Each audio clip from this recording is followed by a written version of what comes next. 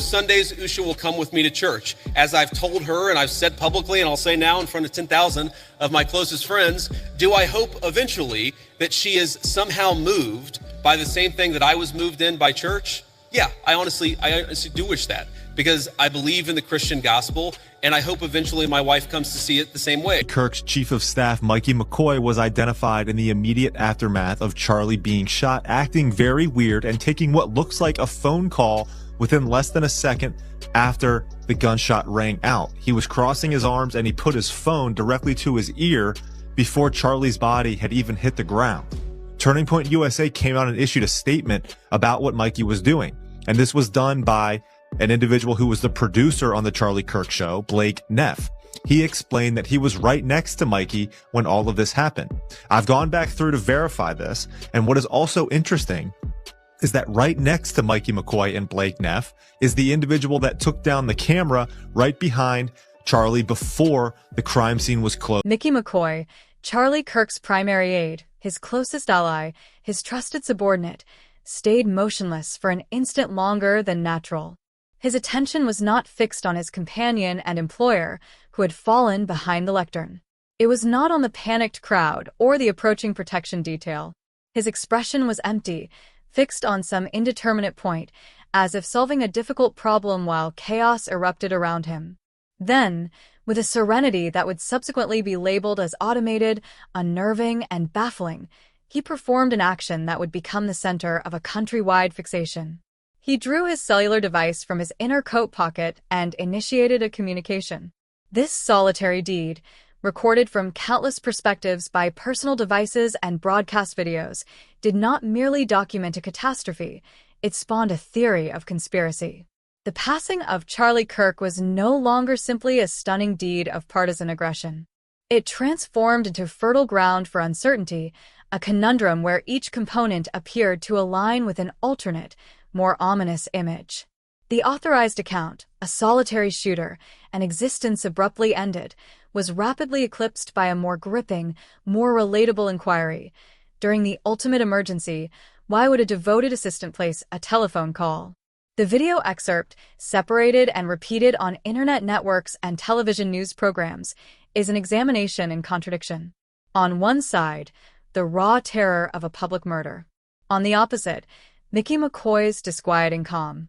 His mouth forms words that the tumultuous sound recording does not pick up. The communication continues for 47 seconds. 47 seconds while his companion was succumbing to his injuries. 47 seconds that would ignite countless hypotheses. The first popular response was a blend of sorrow and bewilderment. How could an individual so intimately connected to the deceased display such poise? The proposed rationalizations were diverse. Certain individuals contended it was psychological shock, a recognized physiological reaction to extreme stress that can present as aloofness and confused thinking. Others, especially those in his close-knit group, asserted it was drilled instinct, a lead assistant's initial reaction in an emergency being to notify the essential contacts, to control the story, to activate the somber process of emergency response. However, for an expanding portion of the populace, these justifications seemed insufficient, a superficial layer of logic placed upon a deed that was essentially illogical. The web's investigative multitude began their labor. They magnified, clarified, and decelerated the recording. They examined the minute facial shifts that passed over Mickey McCoy's features in the instance preceding and following the gunfire. They alleged to perceive not astonishment, but deliberation. Not sorrow, but intense concentration. Digital message boards and social media sites became the fresh tribunal for popular sentiment. A widely circulated message, seen by innumerable people, presented a straightforward, crushing query. Who do you contact before the target has even reached the floor? The suggestion was unambiguous, a murmur that swiftly intensified into a clamor. The call was not a response. It was an element of the scheme. The bubbling conjecture discovered its most influential promoter in Candace Owens, a colleague right-wing pundit and a complicated personality inside the same ideological arena. She did not proceed with caution. In a succession of speeches delivered to her enormous online audience, she transitioned from inquiring to direct allegation. "Let's cease feigning we are blind to what is directly before us," she declared, her manner straightforward and resolute. "We are instructed to accept that a man, whose whole career was devoted to Charlie Kirk's cause, in the precise moment that cause was brutally destroyed, determined his foremost duty was to converse on his mobile. Does that resemble fidelity? Does that resemble mourning? Or does it resemble an individual executing a predetermined set of instructions?" Owens insisted on full disclosure. She urged the prompt publication of Mickey McCoy's cellular records from that date. "Who was the recipient of that call?" she demanded. "What was communicated? Until we receive those responses, every announcement from Turning Point USA is merely a meticulously crafted public relations notice intended to obscure the facts. The relatives of Charlie Kirk, the advocates of this campaign, they have a right to discover if the man positioned nearest to him in his last breaths was a comrade or something completely different." Her remarks were a spark landing in a space saturated with fuel. The push to reveal the telephone logs started trending worldwide. Owens's adherents lauded her bravery, her readiness to pose the challenging inquiries that established news outlets and the institution itself appeared to be evading. Her critics charged her with capitalizing on a calamity, with aggravating the suffering of a mourning family and institution for her own benefit and notoriety. The discussion was no longer concerning a single deed. It was about intention, devotion, and the essential character of reality in the modern era. Confronted with this escalating turmoil, Turning Point USA executed what major institutions do most effectively. It solidified its defenses. The formal announcements were exemplars of corporate mourning and organizational management. They grieved for their departed founder, a pioneering guide eliminated by malice. They commended the courage of the protection squad and the resilience of the personnel at the location. And they supported Mickey McCoy, a representative for the institution, during a broadcast media briefing, confronted the baseless and painful rumors head-on. During periods of intense turmoil, individuals behave in manners frequently misconstrued by those not there, the announcement stated. "Mickey McCoy is a committed, faithful member of our team who cherished Charlie Kirk as a sibling. His conduct during those tumultuous moments was guided by reflex and drilled procedure, an urgent requirement to connect with our security command and to start coordinating a scenario that was, by all accounts, uncontrollable. To imply anything malicious is not only incorrect, it is a deep insult to a man enduring an immense personal and vocational loss." The communication was unambiguous. The Turning Point USA community was united. Mickey McCoy was part of them, and targeting him was targeting the whole institution. This consolidated facade was meant to convey power and suppress the gossip. For some, it succeeded. Followers of the institution mobilized behind McCoy, initiating opposing campaigns, and asserting the digital crowd was engaging in defamation founded on altered videos and a basic misreading of intense scenarios. Yet for the doubters, the vigorous support only intensified the enigma. It appeared too refined, too practiced. Why was the institution deploying so many resources to safeguard one aide's standing unless there was a greater interest to secure? The very strength of their defense transformed, for many, into a signal of culpability. Potentially the most baffling occurrence in the days after the calamity was the high-profile arrival of Charlie Kirk's spouse, Erika. Pallid and clearly distressed, she addressed the public at a remembrance ceremony, her voice shaking yet audible. She talked of her spouse's heritage, his zeal, his affection for his nation. And subsequently, she performed an action that delivered a new jolt through the digital world. She explicitly expressed gratitude to Mickey McCoy. During these bleak times, she expressed, her eyes shining with tears, "The fortitude and backing from Mickey have been an anchor for me. He adored Charlie, and he is laboring relentlessly to guarantee that Charlie's dream continues. I am appreciative of his allegiance and his companionship." For those who trusted in Mickey's blamelessness, this was the supreme exoneration. If the mourning widow, the individual most intimate with the deceased, perceived no cause for doubt, then how could the populace challenge his behavior? Her remarks were depicted as a potent denial of the conspiracy advocates. However, the internet's investigators examined this occasion with the identical rigor they used on the shooting video. They observed the phrasing, the scheduling, the presentation. Why would a lady who had just lost her spouse feel compelled to openly exonerate an assistant? Should not her concentration be completely on her own sorrow, her relatives? The familiarity, she suggested, felt, to some, tactically utilized. A widely shared post on a frequented forum hypothesized this was not an expression of gratitude. This was a prearranged communique. She is being utilized to validate him, or she is involved herself. The notion of an abnormally intimate connection between Erika and Mickey, once a marginal murmur, started to gather momentum, introducing a dimension of sensational gossip to the political enigma.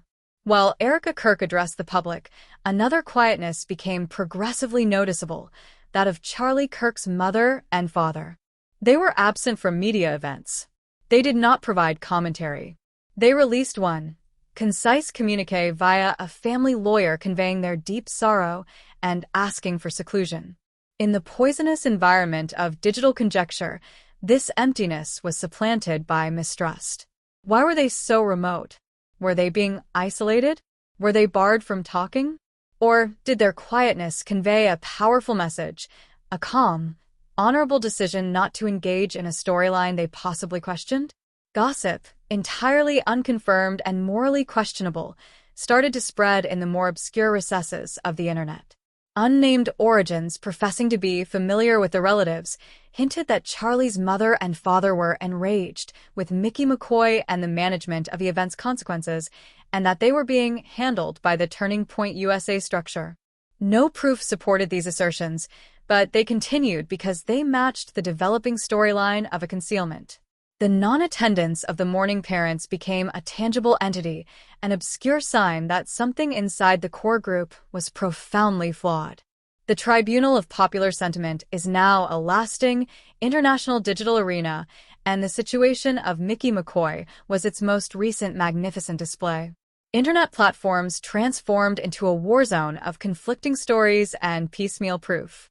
Individuals produced comparative video analyses, delayed edits, and sound clarifications, each claiming to supply the conclusive reading of those decisive 47 seconds. One viral video, with innumerable shares, concentrated solely on Mickey's gaze. Observe the absence of pupil expansion, the description stated. This is not the look of shock. This is the look of concentration. Another individual, professing proficiency in behavioral science, composed an extensive analysis deconstructing McCoy's nonverbal communication, determining that his stance signaled expectation, not response. The discussion areas transformed into a swirling sea of human feeling and ideological conflict. He is an emergency coordinator.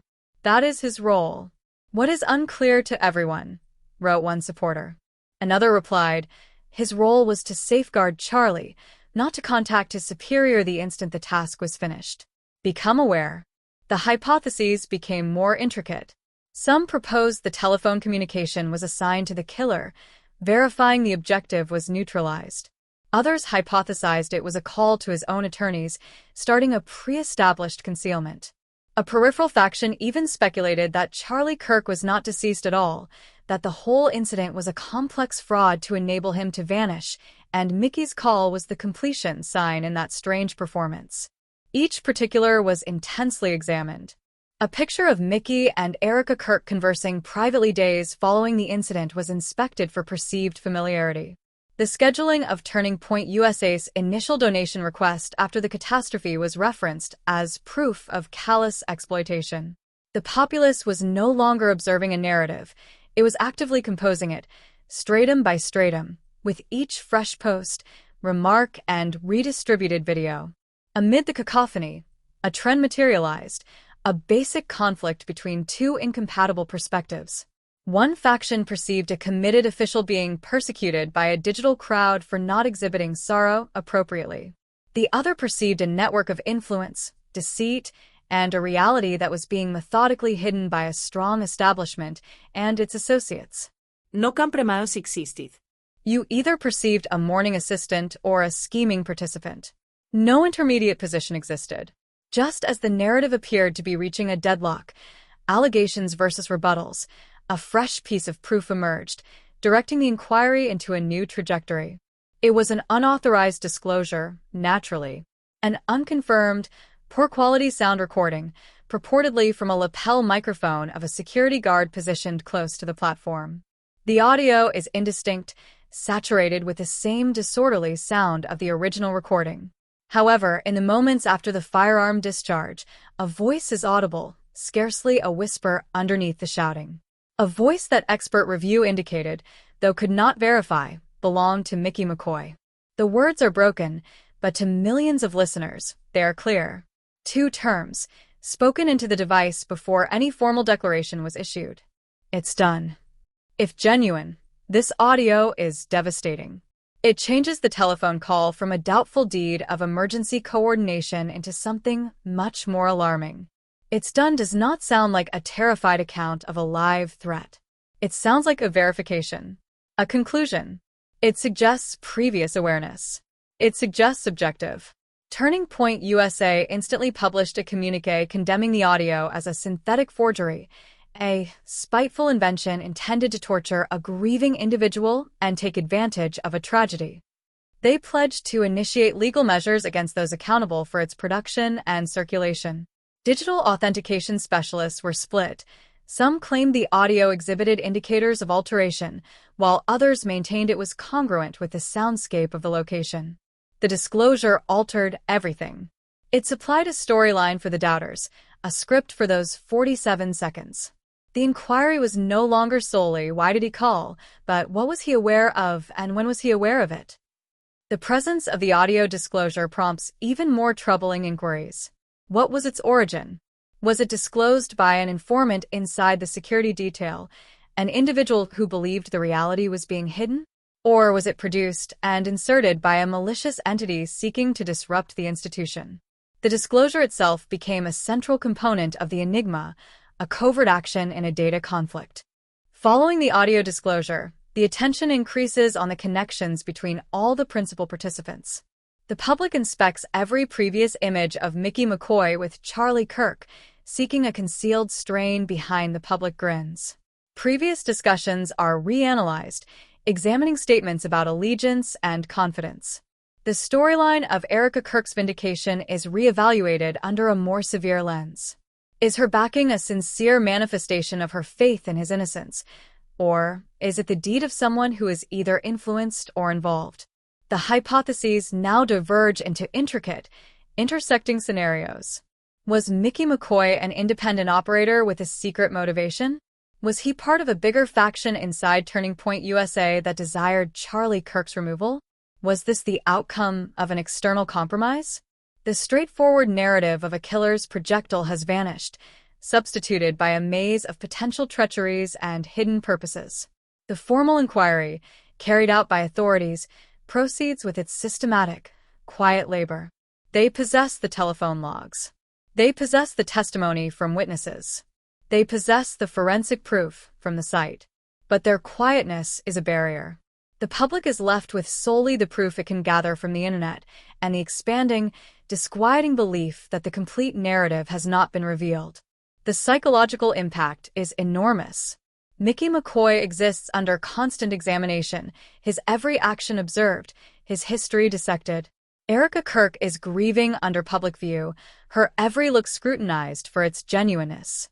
The personnel of Turning Point USA are attempting to guide a legacy while fighting a constant haze of mistrust. And Charlie Kirk's mother and father persist in their quiet, personal sorrow, a silence that resonates more powerfully than any online post or press release. We are positioned at a cliff edge, gazing into the unresolved. The initial catastrophe has been engulfed by a second, more gradual catastrophe, the decay of confidence. Confidence in establishments, confidence in public personalities, confidence in the fundamental idea that we can witness an occurrence and comprehend what genuinely occurred. The 47-second telephone communication is more than an instant. It is a fissure. On one flank, the authorized narrative of a disaster encountered with flawed but comprehensible human behaviors. On the opposite flank, a shadow narrative of conspiracy and hidden reality. The proof is indirect, the motivations are ambiguous, and the crucial inquiries remain secured behind a barrier of official announcements, legal strategies, and the inaccessible quietness of those who know the entire story. The Globe observed a man perish. Then it observed another man initiate a telephone call. In the interval between those two occurrences, an enigma was created. An enigma that challenges us regarding whom we trust, what we accept, and how we discover the reality when every fragment of proof directs in two opposing ways simultaneously. The inquiry is not concluded. Fresh data is unquestionably awaiting discovery. Witnesses may still emerge. Technological advances may offer fresh understanding. The complete and censored reality of what transpired on that platform and in the moments that succeeded stays concealed. What is the genuine narrative behind that telephone communication? What is being hidden from the populace, and by whom? The quest for resolutions persists. The narrative is not concluded.